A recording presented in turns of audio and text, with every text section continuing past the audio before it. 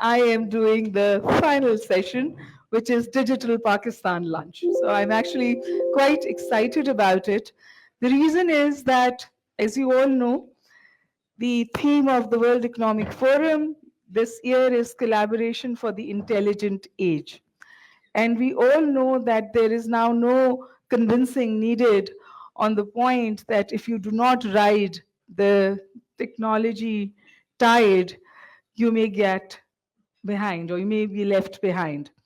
For countries like Pakistan, it is even more of a challenge. It's a developing country, various constraints and compulsions. We've talked about them extensively in the 3 or 4 days sessions that we had, and some very candid, open conversations took place. The challenges were quite clearly identified, but I'm glad we are sort of ending the activities of the Pakistan Pavilion on Digital Pakistan Lunch. And why do I say that? I say that because Pakistan, despite its problems, has somehow is actually riding what I call the technology tide. And why do I say that? I say that because the internet penetration stands at 45.7%. But more interestingly, cellular mobile connects are almost 80%. And we just want to sort of bridge this gap to use the cellular mobile connections for excess or for the lack of infrastructure that countries like Pakistan suffer for. We have fantastic examples from Africa where it is being done. And at the same time, in the conversations that we have, I'd like to address the digital divide. And my personal face-to-face with digital divide happened when COVID hit us and we shut down the classrooms. I was associated at one of the best institutions of Pakistan at that time. I was teaching there. We were an institution that went online in 48 hours. We did that. But then we also realized that although we catered to a comparatively privileged class, the digital divide existed. And we had to devise ways to make it accessible to our 3,000 students. But 3,000 students is not Pakistan. Pakistan is much bigger than that. And today, as I speak to you, the man who sits next to me is someone who's actually bridged that gap, has done miracles with something which is called Asan Pakistan. The figures were just running. If you see on the side, those figures are still running on the board. Those are amazing figures. But I'm going to first request Mohammed Salman Ali, who's the CEO of VRG and works largely on financial inclusion. Let's find out what this man has done. And what does it mean in terms of numbers? And what does it mean when we talk about financial inclusivity, when we talk about women empowerment, when we talk about upward social mobility, when we talk about empowering people on the ground? Because this is an initiative which has grown big. And of course, there was resistance. But at the end of the day, I understand now that State Bank is rock solid behind us, and the government, if it doesn't support it, it at least acknowledges it. So, Salman, over to you. Pakistan, a progressing country right now, and especially from the last 3 to 4 years, if you can focus on the progress and especially on the financial inclusion side, digital financial side, and the growth in the digital sector in Pakistan is amazing. You can see the numbers. The numbers of digital payments is getting higher, like from 40% to 82%. So why it is happening? Because there is something, some infrastructure which is already been there, or maybe some scheme or some sort of facility for the people of Pakistan who are actually right now, in fact, you can say from the last 4 years. Before that, they are not being properly included. And why is that? Just because of one fact, because they have not been giving the right technological solution. In Pakistan, still, we have a 194.6 million subscribers, but out of which 48% are only the smartphone users. The rest of them are still feature phone users. So what about those people who are financially not included because of the services they are not having? They are not having bank branches over there. So then you need to create a solution for this. So the right solution for the right people. So Asan mobile account scheme, which is being created, developed by Pakistanis within Pakistan, And it's a scheme which actually works on a many-to-many model. Like any SIM of any telecom operator can open a bank account in any of the bank by dialing a simple short code, no app, no internet, just a simple short code. Just dial it on your cell phone. You can still dial it. The numbers who are on roaming in Pakistan, from Pakistan, static 262 hash. You get the menu, select the bank, put your CNIC, and that's it. Within 2 minutes, all the KYC, the email has been done seamlessly. Sitting at your home, you have your own bank account. We have been doing this thing from the last 26 months, and the results are amazing. We are right now standing at 12.2 million new accounts in Pakistan by using this technology. This has been recognized, and I'm really thankful to the World Economic Forum, who has not only helped us in getting this skill by sharing their knowledge, their support. At this point in time, this solution is being a part of center of fourth industrial revolution for reducing the gender gap. This has also been a recognition from the One Economic Forum for this solution and for Pakistan especially. Let me tell you one thing very, very special about it, and that is out of this, like the 12.2 million accounts, 36% are women accounts, which has never been done in Pakistan. And believe me that and the good part about it, that we have the stats available. And my stat says that even a lady who's sitting in Fata is actually using this service and performing for physical transactions in the in the month. And most of the time, they are using their bill payments and the fund transfers. So we have all the stats available, and we are sharing this stat with the State Bank of Pakistan and all the other regulatory authorities as well. This is one part. But as per the National Financial Inclusion Strategy 2024 to 2028, so this need to be scaled by 28 to 70 million accounts, because we have a gap of still. We have a financial So I'm going to interrupt you here. When you say you need to scale it to 70 million 7 accounts, million accounts, 7 million accounts, 70 million. 70 million accounts. Now, this is the overall target of the State Bank. So we need to contribute. And we already have a 1 billion challenge. So what is holding you back? This- What are the impediments? Because I'm going to then perhaps go to someone very important here who can help I'm us. just going to cover that later in the speech. So because the factor is we need to enable the environment. We need to create the ecosystem, and that is the second part which I'm trying to address here. That in Pakistan, like we have done one part, that is the account is there, you can put up the money into the account and start digital transactions. But what about if a person is still not able to open a bank account and he wants to do some sort of cash transactions, of cash in or cash out transactions, living in the remote area, no bank account, no bank available, lack of infrastructure, what you will do? But you will find one person over there, and that is the agent, an agent of a bank, of a branchless banking agent. Very unfortunate that Pakistan, after having the branchless banking from the last 10 or 12 years, progressing very fast, but they have a one-to-one solution. If I'm a customer of bank A, I can go to an agent of bank A only. There's agents of 3,75,000 agents available, but in that area, the agent is not available of that bank. Then what should I do? So there's no interoperability. So let me announce this thing that on 16 Jan 2025, before coming to web, we have been awarded and mandated by the State Bank to start the agent interoperability, and we're going to conduct our demo by the end of February. Let me tell you that 90 million transactions happens in a month on an agent network, and still we are a cash-based society. Why? Just because of these sort of services which are not available. So if the person get this service available, they can go to an agent and open a bank account just putting their thumb in. So these all services are right now available. We are just progressing on these matters, and I'm really thankful to the regulators who are actually now perceiving this thing very, very seriously. Now, what's the way forward? I have a very good surprise for you guys, which I just go in at the later stage. So So you have 5 minutes. yeah, I do. So that's why I'm just coming too much too quickly. What are the way forwards? Just taking these two components and think about what is the way forward for Pakistan.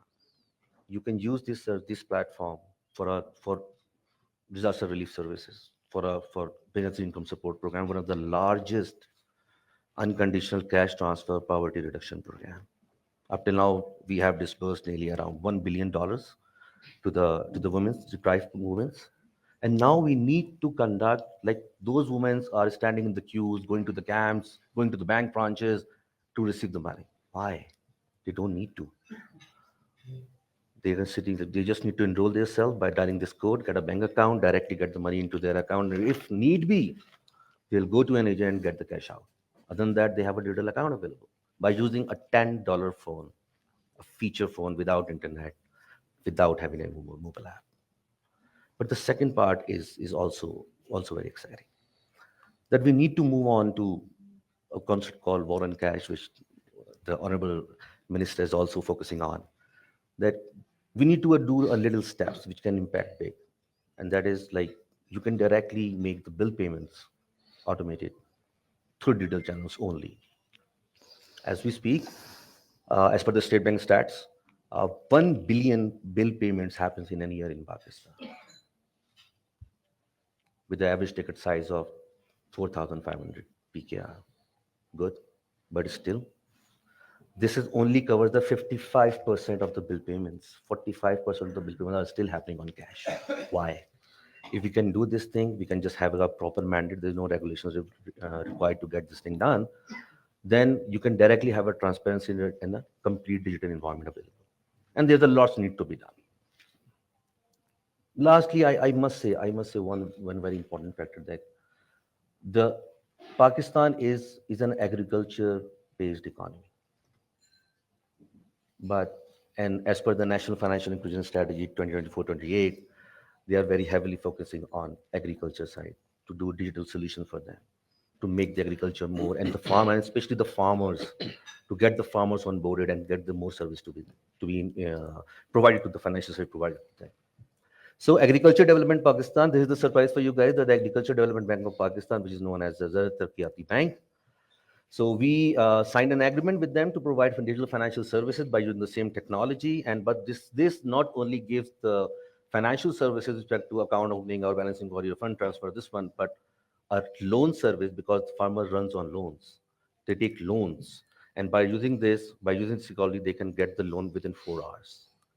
Right. So this is the biggest thing. But the next thing is very exciting. Why farmer need a loan?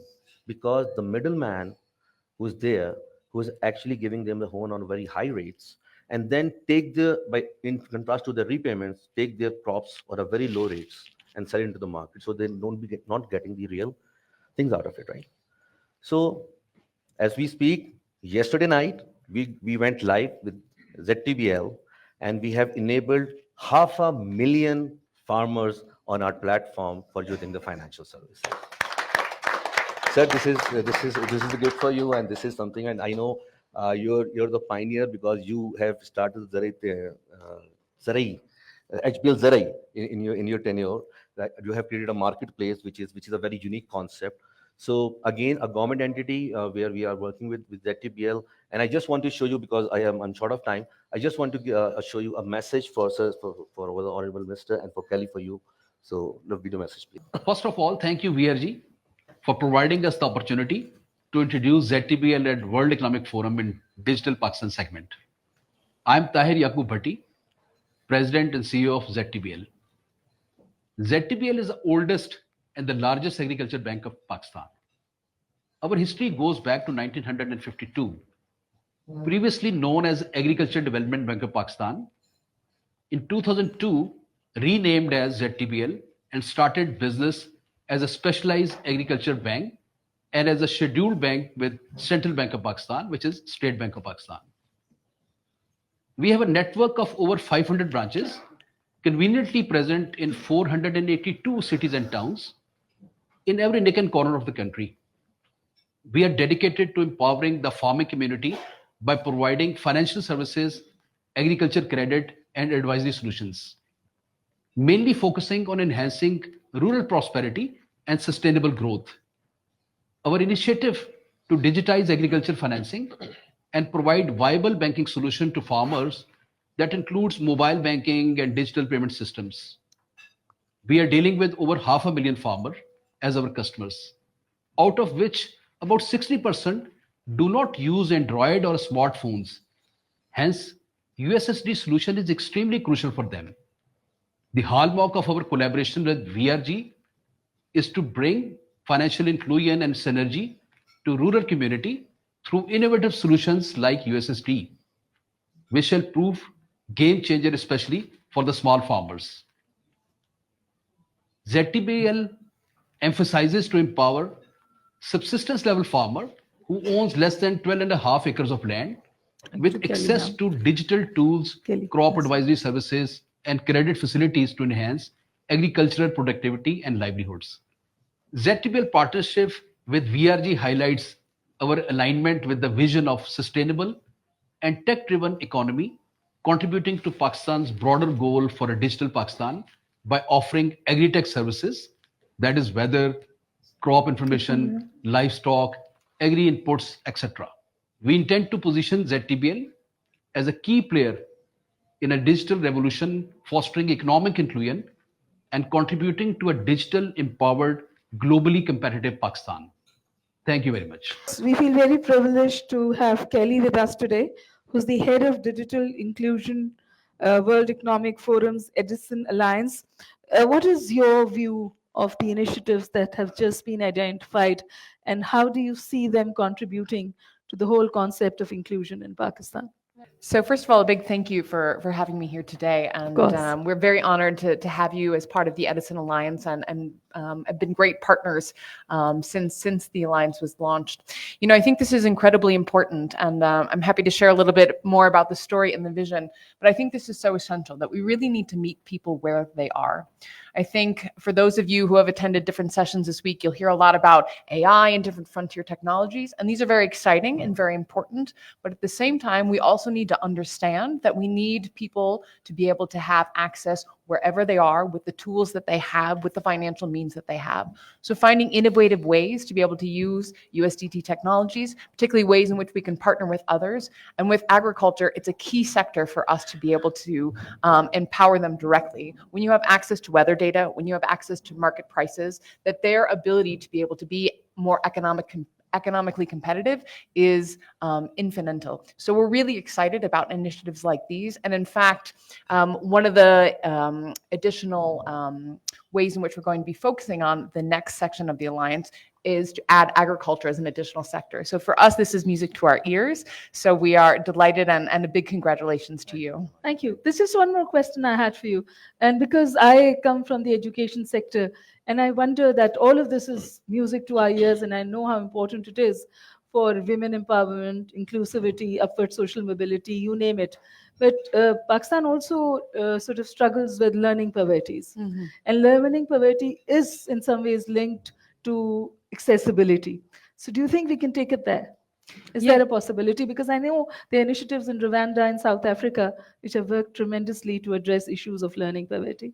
Yes, no, absolutely. And I think many of the intersectionalities that we see that cause the digital divide also then reinforce these different issues. So education has been a core pillar that's been focusing on by the World Economic Forum. And I think there's several ways in which we can think about this challenge. So one, it's, do you have access to a device? So oftentimes that you might have one device in the home, and that may not always go to the student or to the woman or to those perhaps who have those other structural disadvantages.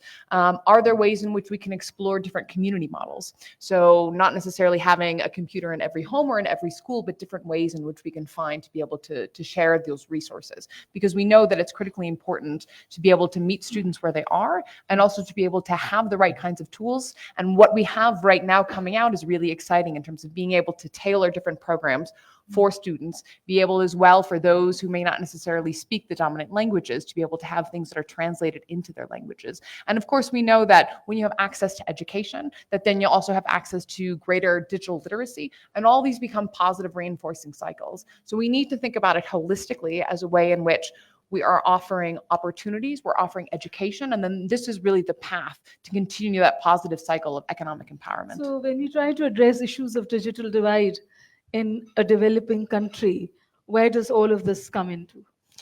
I think we need to take a systematic view. So it's not just focusing on digital, it's focusing on the economic, it's focusing on the gender imperative, it's focusing on the education imperative, it's focusing on the financial and digital literacy, because all these things need to be addressed, because if you're just looking at any one challenge alone, then you'll not be able to solve the greater issue at heart. With the Edison Alliance, we've taken a matrixed approach in terms of how we're thinking about the digital divide. So the first piece is the access. So you need to have a cell phone tower, a subsea cable, or some way in which you'll be able to have that connectivity. And I know that Pakistan has made great strides over the last 15 years in covering nearly 85% of the population. One of the issues that still need to be addressed is access to fiber optic, which the penetration rates are quite low. Now, of course, with mobile telephony, that you can use different solutions like those that were just shared in terms of being able to have those basic options. But as we're thinking about how we're preparing both for what's coming today, but also if we want to be on the path for AI, we as well need to think about what are the kinds of connectivity speeds that we'll need in order to be able to unlock and enable those partnerships. Thank you. Yeah, please go ahead. You wanted to say something? Sure. And then maybe just quickly, the other two pillars. So the second one is affordability. So can you afford your device and can you afford your data plan? That this is something that's critical of being able to then have continuous access. And then the third piece is the usability. So do you have the skills? Is there relevant content in your language? So how do we look at where we can tackle each one of these individually? But if we really want to close the divide, we need to think about this holistically within the broader context. And with that, I'm going to invite Bakar to become a part of the conversation. He's the Chief Executive Officer, Pakistan Software Export Board. I find that title very interesting, Software Export Board. What are we talking about here? What are we exporting? So just a quick introduction. This is part of the Ministry of IT, and what our mandate is basically to increase the software exports. We have about 25,000 IT companies in Pakistan, people probably not realize. And all of these companies creates products or services. And then there's about, as per the Asian Development Bank report, we have about 2.3 million freelancers that do work and actively earn money through this. All of this comes through, so there's a foreign remittance that comes back to Pakistan, and that's what the software export is. So our mandate is very simple, single mandate.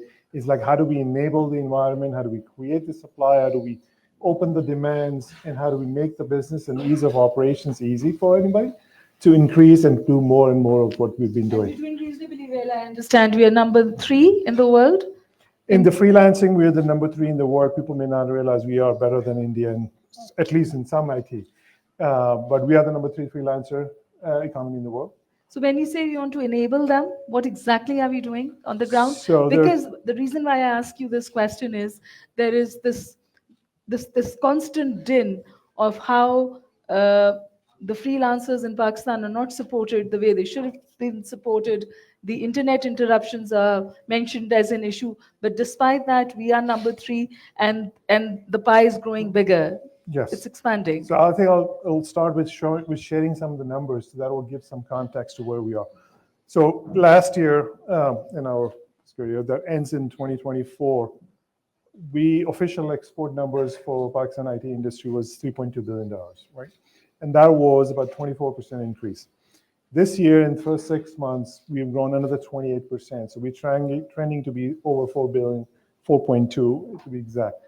I think we have a much bigger ambitions going forward. How we're enabling freelancers, this is more of an organic approach. I think people may not realize Pakistan is probably one of the most friendliest regime when it comes to the exports in this. I mean, there's literally no tax for any export that you do for any remittance that comes in doesn't get taxed, right? So I think people may just got caught up in the other side, but at least when you look at it outside, and I talk to a lot of people, I've spent 30 years outside of Pakistan, so I've worked in many countries. And I can tell you, this is probably one of the things people look at it is say Pakistan has the most favorable when it comes to the export taxes. So we're there. What are we doing to enable them? Obviously, we create the supply side of it. We trained last year through these different initiatives, and there are a lot more initiatives that goes around in the provincial sector as well as in the private sector. But just on the government scale, we trained 4.5 million people. So there were 3 million were targeted that's actually very good. Yeah. So that's the freelancer focus training, which is called coding skills and digital skills programs, that trained 3 million people. So that was 3 million people that were trained through those things. This is just the federated view of the training. Every province does it, every federation of the PSAP does it, Ignite does it, NEFTAC does it. There's a lot of organizations that are doing training. I'm talking about just the government numbers here. And then there's a lot of private sector. If you go in Pakistan, you go look at Ceylanis and JDCs of the world and a lot of different security. There are millions others that are getting trained. This does not just happen. We happen to have 2.3 million people. Yes, this is a question that I had here, because I know these trainings are happening all over the country and they're very well received, especially in urban centers, and they're done by NGOs who do it as an initiative also to get some political traction, because these NGOs have political wings as well. My question to you is that to really compete internationally, are these short trainings sufficient? Or do we need to be more focused on the kind of IT training we are providing to our youth? Yeah, very, very good question. And I answer that in a different way. I think there is a need and demand for each one of them. We are in a very low value chain at this point where we do these services, whether it's freelancing. I know we are number 3 in the world, but that shouldn't be our goal. Our goal is to look at the higher in the value chain. So we also just do not just the freelancer training, we do the high-end trainings. We just announced, and will be announced very soon, that we are also moving into the officially in the semiconductor side of the training. We have demands coming out from mostly in the Gulf region, where they need semiconductor designers from there. So we are actually entering into that. We are putting together the AI training plans and the Web3 training plans. So we are moving into the high-value food chain, but I don't think so we will ever not do the low-value food chain, because our problem, I always say from day one, and it's been only 90 days, but is we have a two-dimensional problem. We have a problem that we have to increase our exports, and brand Pakistan is not just a low-value food chain, but also that. My question. But we also have a problem where we have youth, which is millions of unemployed youth. That lower-end skills helps that. So we try to do both, and we're going to continue. So we're probably looking at a multi-pronged strategy here. Will be a multi-pronged strategy. So one last question for Mr. Abu Bakar, and then I will request the chief guest for his comments. The balance between regulation and restriction. Because you see, in Pakistan, we tend to confuse regulation with restriction. So what is your take on that? You've spent so such a long time outside the country. I'm sure there are issues there as well. And that society is also grappling with it. But in a country like Pakistan, the political polarization has been discussed here. Where do you see this balance? And also privilege. So regulation, restriction, and how excess is a privilege. Yeah, I think this is a topic of, I guess, it's the most heated topic at this point. I think I'll just say from our side, from at least, we want to make it as open as possible, as accessible as possible. There's obviously needs to be some guidelines and some guidelines to do this, because I think we are moving into a very different age. And this information age is open and accessible, but needs to have it. I think every country is grappling with it to say, how do we make this more regulated or more secured for their own areas? I think Pakistan is not more. Pakistan has its own set of challenges, and we are also grappling with it. I'm not going to tell you here that we have to solve this problem to say what it is. And I don't think so we should claim to be that we have solved this problem. The audience to ask you more penetrating questions. You can answer them. And I request our chief guest, Senator Mohammad Aurangzeb, for his comments. He's the Federal Minister of Finance and Revenue also. We have seen centers of excellence in Pakistan. We just heard about Asan Mobile and how this has become a center of excellence. Similarly, in terms of the payment gateway, Rast is a fantastic way forward. इसी तरह अगर आप नादरा में देखें, all the lifestyle data available, connected with my CNIC, not too different from Aadhaar card discussion in our neighbor. इसी तरह जो BISP में the whole discussion went away from brick and mortar into how the digital discussion came in. And by the way, it's जो आपने ख़वातीन की बात की है, a lot of them have feature phones, and a lot of them actually are now onto digital wallets. So, ये जो revolution आ रही है पाकिस्तान में, and many other places. Quite frankly, it has nothing to do with education. You have the feature phones and you have the feature phones, you tell them how to manage it and they will be on digital wallet. So I think it's a great way forward. And the last thing I just want to mention is whatever we are doing in terms of our tax authority, in terms of end-to-end digitalization of the process, because, and I keep on saying, digital is not an end in itself, it's a means to an end. It's about transparency, it's about client experience, and indeed, it should lead to unlocking the digital economic value which is available for Pakistan. So this week we also had a good discussion with the DCO WEF. As you know, I mean, we are greatly honored that Pakistan is the first country to implement the digital FDI initiative, और उसमें सब लोग उसमें जो है involved हैं, and it's a very comprehensive plan in terms of how we take things forward, because अगर हमने digital nation पाकिस्तान की बात करनी है, then we cannot go into verticals, because as I said, verticals have a lot of centers of excellence, but we have to go horizontal. It's only by going horizontal we are going to actually unlock the value from within. And for that, we need to have a very comprehensive end-to-end plan. और उसमें कोई state bank की बात ना करें, ministry of finance की बात ना करें, आपने जो करना है वो आप करें, कि जो उसने हमें ये टारगेट दे दिया, हमें ये टारगेट दे दिया, forget about these targets. Forget about these targets. आप ये देखें कि कहाँ हमने इस मुल्क को लेकर जाना है, and the value addition that you already have provided, just go for it. Forget about the targets which the government is. I mean, yesterday I was here and I had the privilege of being here as well. You in the private sector, you have to lead the country. हमारा काम सिर्फ ये है कि आपको policy framework दें, policy continuity दें, which means कि within this context of the digital FDI initiative with DCO, etc. So उसमें digital infrastructure, digital adoption, additional digital services, and indeed export part of it. Now, the enabling factors is कि हमें जो special technology zones हैं उनको operationalize करना है, which is no different from special economic zones. वो लोग मुझे आगे कहते हैं कि जी वो जो आ गया जी special economic zones जो हैं वो बंद हो गए, और जो आज हैं उसको operationalize करें. I mean, there are 93 special economic zones in operation in Bangladesh. Let's first operationalize what we have in Pakistan, and then we can go back and ask for more. Because, special economic zones, special technology zones are all about plug and play.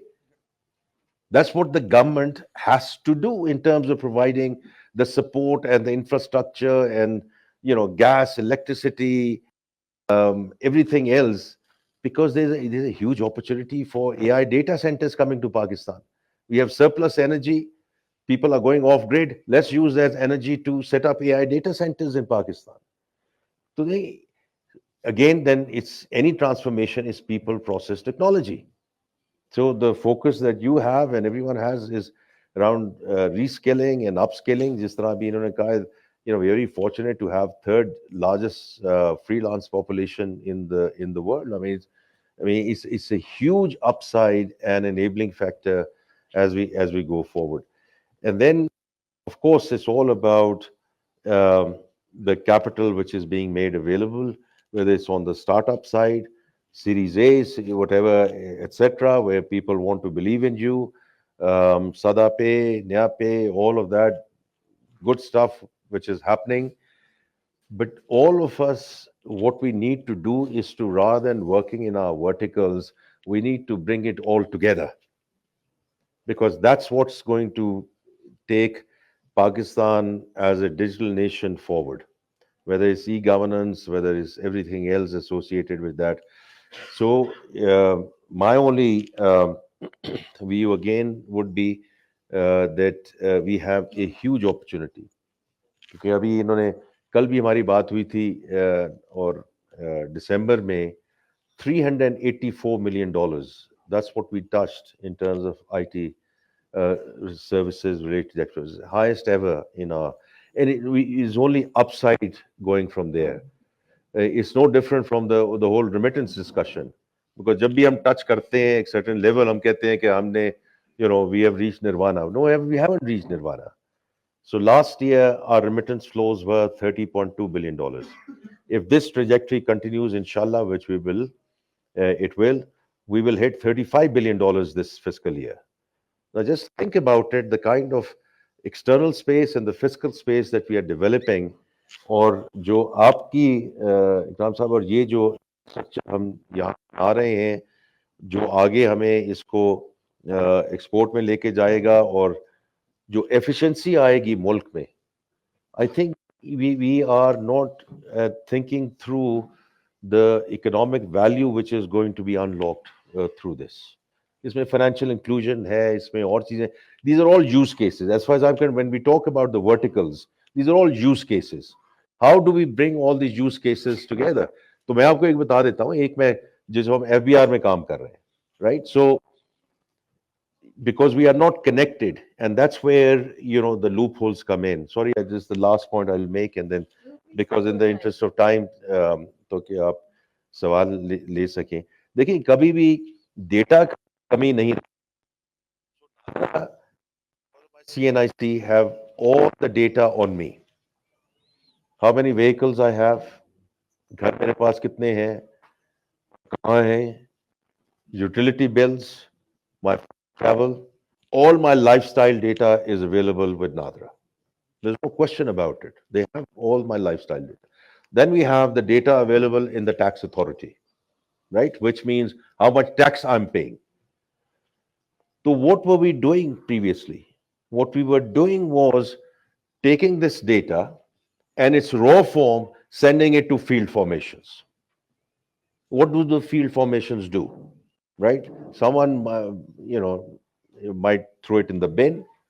Someone might actually try to extract value for the exchequer, but mostly they would extract value out of me. कि ये तुम्हारा बनता है, इसमें मेरे साथ settle कर लो.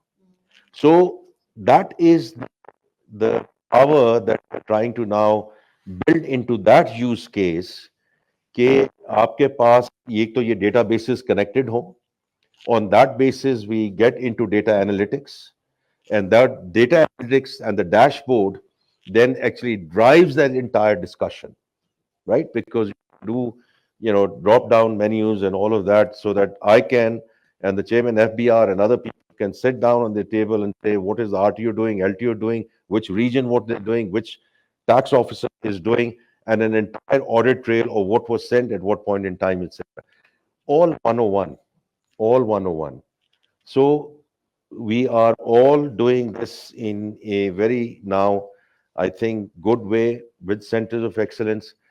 हमारा जो सबसे बड़ा इकराम साहब जो चैलेंज है कि हमने इसको सबको इकट्ठा कैसे करना है, because that to me is what is going to lead 1 + 1 to 3 or 2 + 2 to 5. That's the only way we are going to unlock the economic value which is going to come, inshallah, from digital Pakistan. Thank you. Thank you so much for that very candid input. And I'll now request Mr. Ikram Sehgal for vote of thanks and the last word. Thank you, Senator Aurangzeb. I think that was very nice and crisp. We got the message across. I'd just like to add a few things. You talked about Rast. Well, for 2 years, State Bank forgot about us, and then they discovered that how do you reach the people who have a feature phone? So now we're integrating with Rast. The second thing is the AMA app. For a year or so, they kept after us, and we kept on telling them, don't do it in Urdu. Do it in Roman Urdu. Like you said, everybody can get in the TikTok. She may not know how to use the thing, but she knows how to use a TikTok. So if she knows how to use a TikTok, she can use the AMA app for all purposes. So that is now in Roman Urdu, and it is being tested in banks now already. So it is a part of the thing parcel.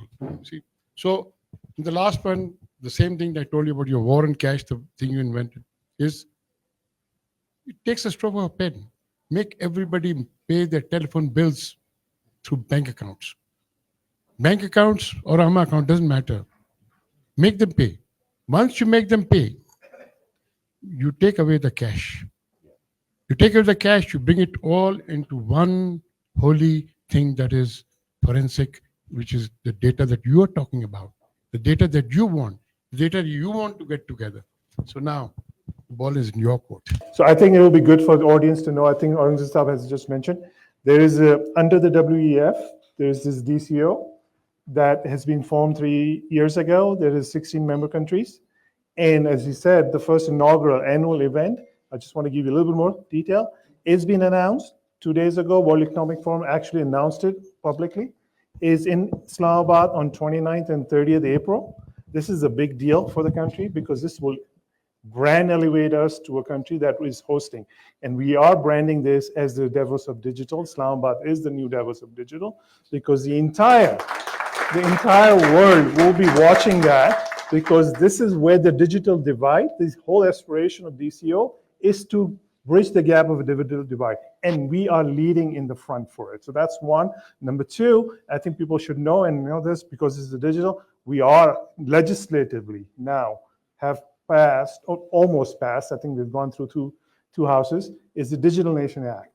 So Pakistan now officially has a Digital Commission Authority and the Digital Nation Act, which will be mandated, and this will be the mandate to create the digital economy for Pakistan. This is the first time that has happened in Pakistan. There is a lot of hope.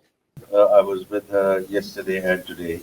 So she has confirmed she is going to travel to Islamabad for this formal launch. तो ये बड़ी अच्छी चीज़ है, लेकिन मैं सिर्फ एक चीज़ इसमें कहूँगा कि like everything else in Pakistan, plans and more plans and more plans. Ultimately, it's about execution and implementation. Absolutely. That is the rigor and rigor we need as we, inshallah, go forward. Thank you.